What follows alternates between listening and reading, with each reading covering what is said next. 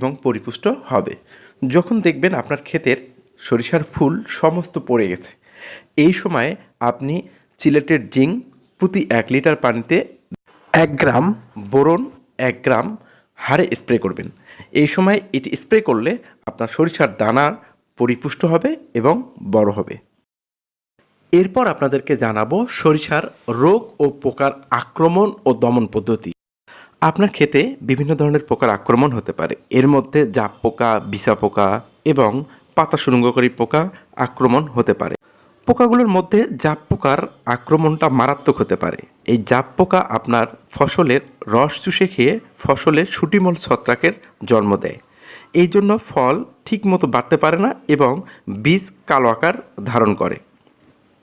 আপনার ক্ষেতে পোকার আক্রমণ খুব বেশি দেখা দিলে ইমিডাক্লোপিড গ্রুপের কীটনাশক যেমন ইমিটাপ, টিডো অনুমোদিত